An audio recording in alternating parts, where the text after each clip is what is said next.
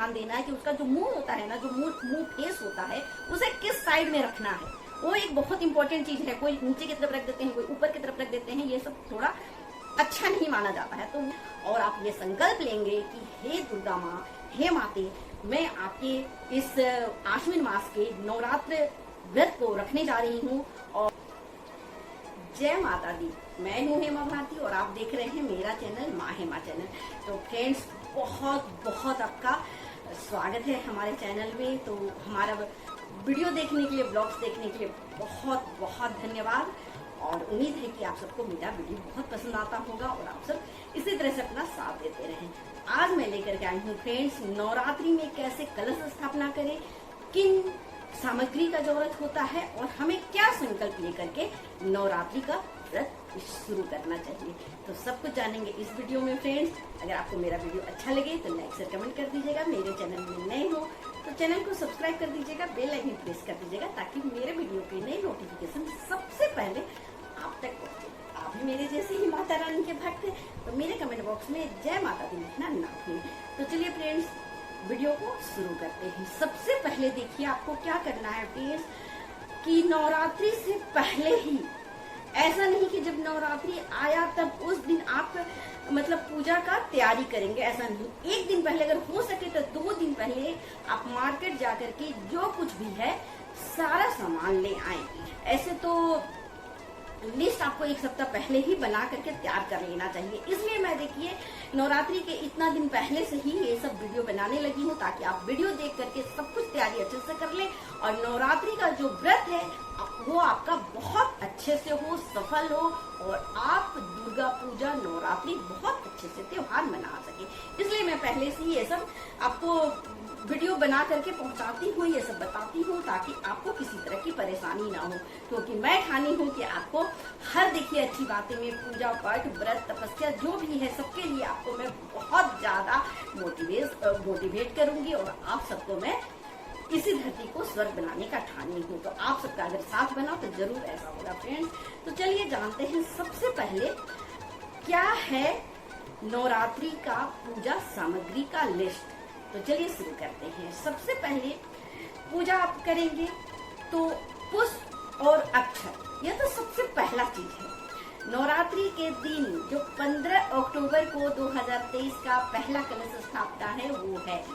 तो उस दिन आप सबसे पहले पुष्प और अक्षत लेकर के अपने हाथ में लेकर के और थोड़ा जल अपने मस्तक में छींट करके और आप ये संकल्प लेंगे कि हे दुर्गा माँ, हे माते, मैं आपके इस आश्विन मास के नवरात्र व्रत को रखने जा रही हूँ और कुछ बातें हैं, कुछ मनोकामनाएं हैं, उसे आप अपने मन में रख लें और दुर्गा माँ से आप विनती करें और सारे गणेश जी को और सारे देवी देवताओं को याद करते हुए, दुर्गा माता को याद करते हुए आप ये संकल्प लें कि माता ये जो भी इच्छा है इसे पूर्ण करें। मैं बहुत ही मन से अपने सच्चे विचार, अच्छे विचार के साथ इस व्रत को करने जा रही हूँ। भगवान इस मेरे व्रत को आप स्वीकार करें और मुझे आशीर्वाद, हमेशा अपना आशीर्वाद बनाए रखें। ये संकल्प लेकर के आप इसे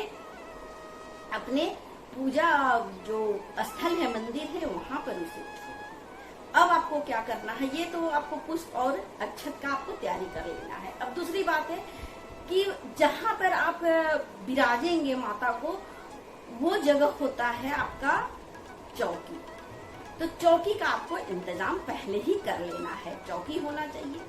चौकी में बिछाएंगे आप लाल वस्त्र या पीला वस्त्र। ऐसे अभी हर कुछ आप लाल ही करें क्योंकि दुर्गा मैया को हर कुछ लाल ही पसंद है, इसलिए जितना हो सके लाल करने का कोशिश करें। अगर नहीं होता है तो पीला भी कर सकते हैं। तो उसमें आप बिछाएंगे लाल वस्त्र। उसके बाद एक बहुत ही सुंदर, जिसमें माता रानी बहुत खूबसूरत लग रही हो, मूर्ति या आप तस्वीर उनका लगाएं। तो अगर आपके पास नहीं है तो खरीद लें और अगर है तो उसे अच्छे से धो धा के बहुत बढ़िया से उसे आप रखें। तो ये सारी चीजें देखिए आप ध्यान में रखते जाइए, सब वही आपको नवरात्रि में जरूरत पड़ेगा। इसलिए मैं पहले ही वीडियो बना करके आपको सारा चीज बता देना चाहती हूँ फ्रेंड्स। तो आप ये सब कर लें। उसके बाद आपको कलश स्थापना करना है, तो उसके लिए आपको पहले से ही मार्केट से मिट्टी का आपको कलश ले आना है, या अगर पीतल का, तांबे का भी है तो चलेगा। ध्यान रखें कि आपको स्टील यूज नहीं करना है, लोहा यूज नहीं करना है।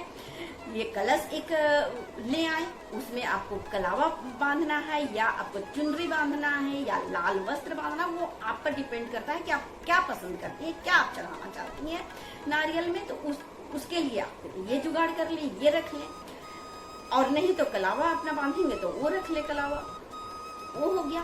कलश के लिए आपको सर्वप्रथम ध्यान देना है कि आपको आम का पल्लव, आम का 5 पत्ता 7 पत्ता जो भी, या पूरा आपका जो पल्लव होता है वो रखें, वो रखना है।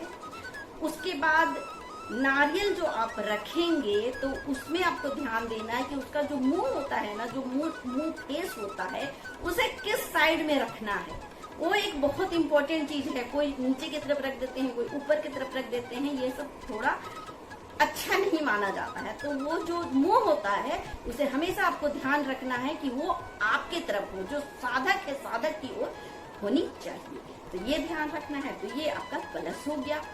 अब कलश में डालने के लिए जब आप कलश रखेंगे तो उसमें सबसे प्रथम आपको गंगा जल का इंतजाम करना है, गंगा जल रखना है, और साथ ही शुद्ध जल।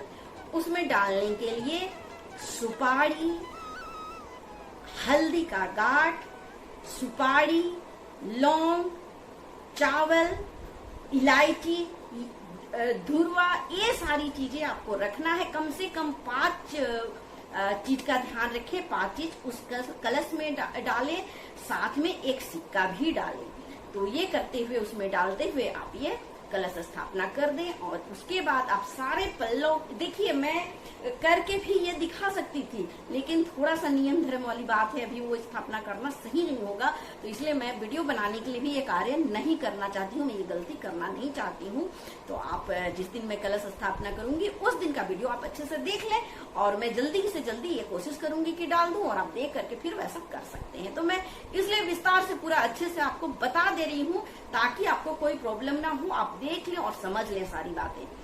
तो उसको जब आप ये सारी चीजें डाल लेंगे तो जो पल्लव है, आम का पल्लव है, जो कलश है, उसमें आपको क्या लगाना है, तिलक करना है। उसके लिए नारियल में भी, पल्लव में भी और कलश में भी, उसके लिए आपको हल्दी, कुमकुम, रोड़ी, सिंदूर, सारी चीजें रखना है पहले से, ताकि आप उसका तिलक कर सकें। ये सारी बातें होंगी। उसके बाद आपको ध्यान रखना है सुपारी और पान पत्ता, ये बड़ा ही शुभ होता है, ये जरूरी है रखना। तो ये आप रखें पूजा स्थल में, ये भी रखाएगा।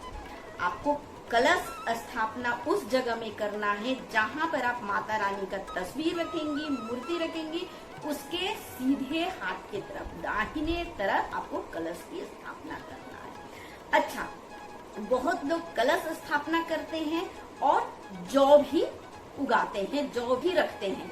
तो आप देखिए ये ऑप्शनल है, अगर आप जौ रखना चाहती हैं तो रखें, जौ नहीं रखना चाहती हैं तो नहीं रखें, क्योंकि देखिए जौ रखेंगे और बहुत सारी चीजें हैं, फिर बहुत सारा नियम धर्म आपको पालन करना पड़ सकता है, इसलिए आप ये अपना स्किप भी कर सकते हैं। और अगर आप जौ उगा रहे हैं, जौ रख रहे हैं, तो आपको क्या करना है, एक बड़ा सा लेना है बर्तन मिट्टी का, और उसमें पूरा शुद्ध मिट्टी भर देना है।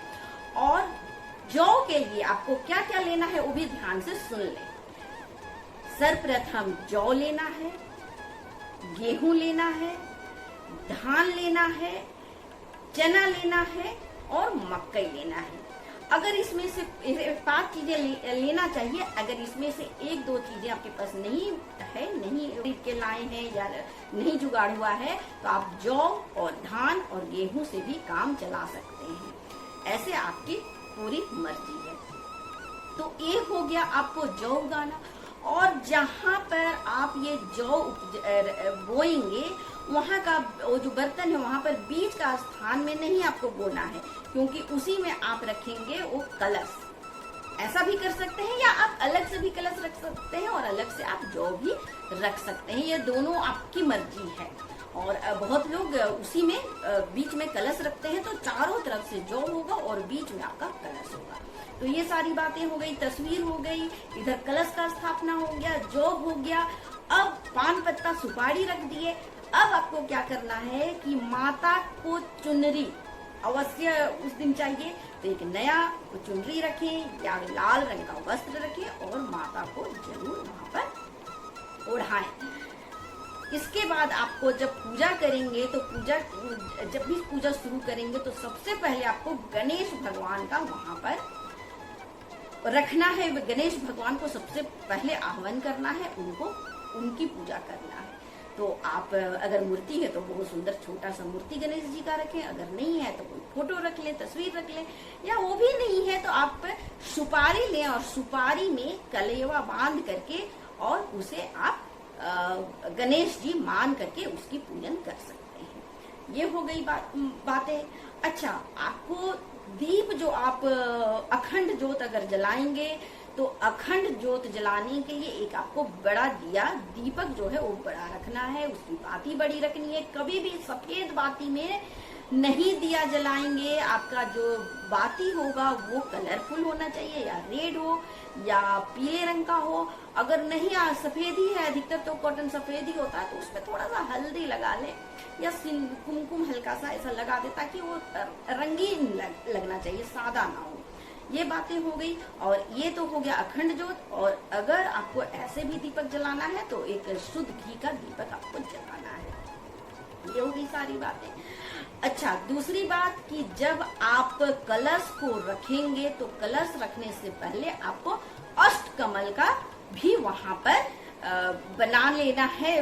कलश रखने से पहले अष्टकमल बना करके फिर कलश को स्थापित करना है आपको। तो ये करें तो कलश अष्टकमल कैसे बनाएंगे, तो चावल आप थोड़ा रंग ले, हल्दी से रंग ले या लाल कुमकुम से रंग ले और रंग करके उसे अष्टदल कमल बना करके फूल बना लेना है। अष्टभुजा होना चाहिए उस फूल में, और बना करके और उसमें कलश स्थापित करें। जब आप माता को बैठाएंगे, स्थान देंगे, या गणेश जी को या दीपक को या कलश कभी भी कुछ भी स्थापित करेंगे चौकी में, तो आपको हमेशा चावल अक्षत वहां पर फूल अक्षत रख करके ही विराजमान करना है। तो ये सारी बातें हो गई। उसके बाद हवन के लिए आपको धूप, दीप, अगरबत्ती, ये सारी कपूर, ये सारी चीजों की व्यवस्था करनी है। तो मुझे लगता है कि आपको सारा चीज समझ में आ गया होगा। एक खास बात जो मैं कहना चाह रही थी वो है कि जब भी आप नवरात्रि शुरू करें तो उसके बाद आप अपने जीवन में प्रण करें कि आज के बाद मैं कोई भी ऐसे कार्य नहीं करूंगी या करूंगा जिससे किसी को थोड़ा सा भी हमारे तरफ से तकलीफ हो। ये प्रण करके ही आप नवरात्रि का व्रत रखें। तो चलिए फ्रेंड्स, मेरा गला भी दुखने लगा है आज वीडियो बना करके, ब्लॉगिंग कर करके। तो अपना वीडियो यहीं पर अंत करती हूँ, क्योंकि जो कुछ और बच गया है वो नेक्स्ट वीडियो में आप देख सकते हैं फ्रेंड्स। तो बस आज के लिए इतना ही। अगले ब्लॉग्स में, अगले वीडियो में फिर मिलते हैं। तब तक के लिए मुझे आज्ञा दीजिए। जय माता दी।